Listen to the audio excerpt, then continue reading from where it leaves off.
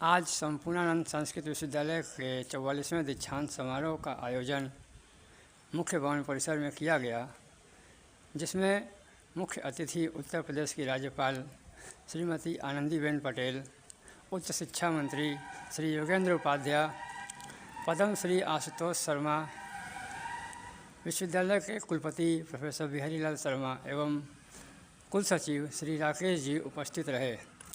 इस अवसर पर 11,000 से ज़्यादा बच्चों को उपाधि वितरित की गई। महनीयानां कुलाधिपतीनां सत्प्रेरणया विश्वविद्यालय परिवाराणां कुशलकर्मणा मेरुदण्डविस्थितोऽयं विश्वविद्यालयः राष्ट्रीयमूल्याङ्कन प्रत्यायन परिषदा एक उत्तम श्रेण्या समलंकृतः सन्नूतन शिक्षा नीतेः क्रियान्वयने समर्थमाध्यमेन सामर्थ्याभिवर्धने शिक्षा समाज संस्कार सेवा समन्वय उन्नति प्रथम आरोग्य भारतीय ज्ञान परंपरायाः संरक्षणे संवर्धने च तत्परो विद्यते। विश्वविद्यालय परिसरस्थानां अध्यापक अधिकारी कर्मचारिणाम् आवासानां शासन सहयोगे जीर्णोद्धारकार्यं पूर्णासन्नं वर्तते। सर्वेषां छात्रावासानां सहित शताब्दी भवनस्य च सुसज्जीकरणं सञ्जातम्। अपूर्वोऽयं विश्वविद्यालयः यस्य पार्श्वे दुर्लभाः लक्षाधिकाराः मूलज्ञानाः पाण्डुलिपयो वर्तन्ते। कुलाधिपतीनां प्रेरणया तासां पाण्डुलिपीनां संवर्धनाय संरक्षणाय प्रकाशनाय कृतसङ्कल्पः विश्वविद्यालय परिवारोऽयम्। विश्वविस्तृतानां भारतस्य यशस्विनां प्रधानमन्त्रिणां मान्यानां नरेंद्र मोदी महोदयानां सत्प्रेरणया संस्कृति एवं पर्यटन मंत्रालयान्तर्भूतस्य ज्ञान भारतम् इति नूतनं प्रकल्पस्य स्थापना कृता विद्यते। अस्य नवोदितस्य प्रकल्पस्य मुख्यम् उद्देश्यं भारतस्य पाण्डुलिपि सम्पदां संरक्षणं, यन्त्रीकरणं, डिजिटलाइजेशन तथा शिक्षा क्षेत्रे अनुसंधानाय नवाचाराय उपलब्धिकरणं सुसज्जीकरणं च वर्तते।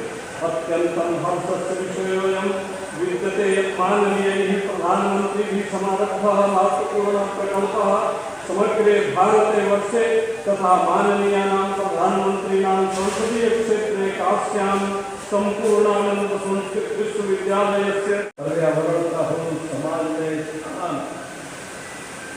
देश के इंफ्रास्ट्रक्चर को मिले व्यापक संधान, सैन्य शक्ति को चुनौती को उठान, तकनीक ज्ञान को नए अभियान, तभी बनेगा मेरा भारत महान। और ये सब शिक्षा का सबसे बड़ा होगा योगदान। मित्रों, शिक्षा प्राप्त करते हैं, आप पूर्ण करते हैं, इंजीनियर बनते हैं, डॉक्टर बनते हैं, वैज्ञानिक बनते हैं, अध्यापक बनते हैं, बड़े बड़े उद्योगपति बनते हैं। 1,35,000 से अधिक पांडुलिपियों को अपलोड किया जा चुका है।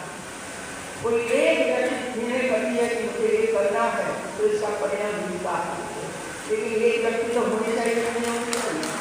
यदि एक व्यक्ति तैयार हो जाते तो 10 लोग उसका पैर खींचने के लिए तैयार हो जाते हैं, पैर नहीं करता। यही स्थिति है हमारे भारतीय संस्कृति के मूल स्वभाव से जुड़ा हुआ है। समुदायिकता, सामुदायिकता, सहभागिता, मानव सेवा और वसुधैव कुटुंबकम, समस्त विश्व को एक परिवार मानने की भावना। समस्त विकास दुनिया में जो होगा होगा, लेकिन ये यूनिवर्सिटी को दिखाए जब साथ में सरकार कर सके कहाँ है कौन भावना। ये हमारी जीवन पद्धति का अभिन्न हिस्सा है। हमारी संस्कृति ने सदैव सिखाया है कि समाज की प्रगति तभी सार्थक है जब समाज के प्रत्येक व्यक्ति के सम्मान, सुरक्षा और गरिमा की रक्षा है। इसी मानवीय दृष्टिकोण को साकार करते हुए सरकार द्वारा देश भर में स्वच्छता कर्मियों की सुरक्षा, सम्मान और सामाजिक सुरक्षा सुनिश्चित करने के लिए नमस्ते योजना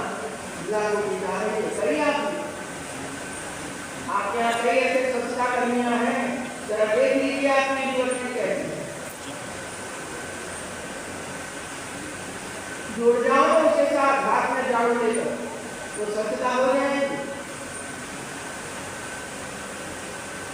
यह योजना केवल स्वच्छता व्यवस्था को आधुनिक बनाने का कार्यक्रम नहीं है, बल्कि यह पूर्ण कर्मयोगियों के प्रति राष्ट्र का सम्मान और कृतज्ञता व्यक्त करने का प्रयास है, जो अपने श्रम से हमारे शहरों, गांव और समाज को स्वच्छ और स्वस्थ बनाते हैं, जो हमारे घरों, गलियों और नगरों को स्वच्छ रखते हैं। उनकी सुरक्षा और गरिमा की जिम्मेदारी भी पूरे समाज की है। इस उद्देश्य से इस योजना के अंतर्गत स्वच्छता कर्मियों की पहचान की जा रही है, उनकी प्रोफाइल तैयार की जा रही है और उन्हें सामाजिक सुरक्षा को जोड़ा जा रहा है। स्वच्छता कर्मियों को व्यक्तिगत सुरक्षा उपकरण, स्वास्थ्य बीमा, आयुष्मान भारत योजना का लाभ, व्यावसायिक सुरक्षा प्रशिक्षण, कौशल विकास, स्वरोजगार के लिए वित्तीय सहायता तथा आधुनिक मशीनीकृत स्वच्छता उपकरणों तक पहुंच उपलब्ध कराई जा रही। जोड़ देंगे इसमें सब लोग कैसे उसको मदद कर सकते हैं। आइए हम अपनी महान भारतीय परंपरा के अनुरूप ये संकल्प लें कि न कोई कार्य छोटा है, न कोई श्रम छोटा है और न कोई श्रमिक छोटा है। प्रत्येक श्रम का सम्मान होगा, प्रत्येक कर्मियों की गरिमा सुरक्षित होगी और समाज के अंतिम व्यक्ति तक विकास और सामाजिक सुरक्षा का लाभ पहुंचेगा। आज आप जिस ज्ञान, कौशल और संचार के साथ इस संस्थान से विदा ले रहे हैं, वही आपकी सबसे बड़ी पूंजी है। अपने सपनों को ऊंचा रखिए, अपने लक्ष्य को बड़े रखिए और अपने प्रयास को राष्ट्र से जोड़िए। आप सभी के उज्जवल भविष्य की कामना करती हूँ। आप स्वस्थ रहें और अपने सपनों को साकार करते रहें। अपने ज्ञान, सेवा और नेतृत्व से भारत को समृद्ध, जागरूक और संवेदनशील राष्ट्र बनाने में आपका पूरा योगदान हो।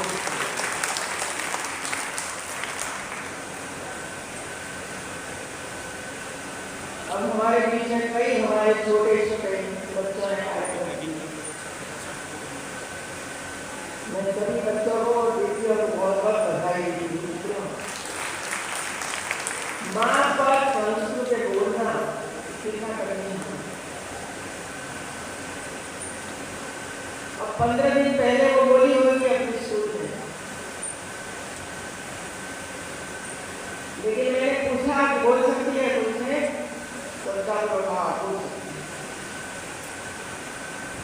जो टीचर ने लिखाया, तैयार करवाया, उनको भी मैं बहुत बहुत बधाई देती हूँ। हमारा काम वो ही ज्ञान परंपरा को आगे बढ़ाना।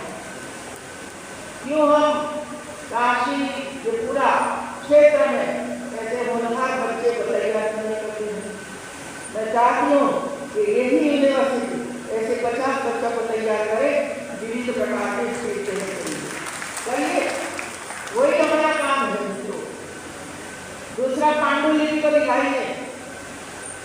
मैं कल ही काशी विद्यापीठ में गई थी, मैंने देखा, देखिए आपने पांडुलिपि बगल में यूनिवर्सिटी, लेकिन कोई संबंध नहीं। कैसे कैसे हो सकता? स्पीच करी, स्टोरी टेलिंग करी और पिछले 20 दिन से नहीं लेकिन 25 दिन से मैं लगातार उत्तर प्रदेश की सभी यूनिवर्सिटियों में जा रही हूँ और बच्चों को सुन रही हूँ। और ये सुनने के बाद मुझे हुआ कि यही बच्चे बड़े होंगे तब हमारे देश के सामने कोई आंख नीचे उठाकर नहीं देख सकते। आपने एक आदमी देखा दिल्ली में, एनजी वाले, ये भी है। आपको सोचना है कि हमें कौन सी दिशा पकड़नी है। और आज आपके मोबाइल पर भी बात होगी, कैसी कैसी भाषाओं का उपयोग हो रहा है, क्या ये हमें सिखाएगा? और इसका लड़की ऐसी गंदी भाषा में बात कर रही है, शर्म से माथा झुक जाता है। क्या ये हमारा संस्कार? क्या ये हमें बच्चों को पढ़ाया ऐसा कि भूल गए सब संस्कार? हमें ऐसी दिशा नहीं पकड़ानी है हमारे युवाओं को। ऐसे तैयार करें वो समझे सही दिशा का, सही सोच का।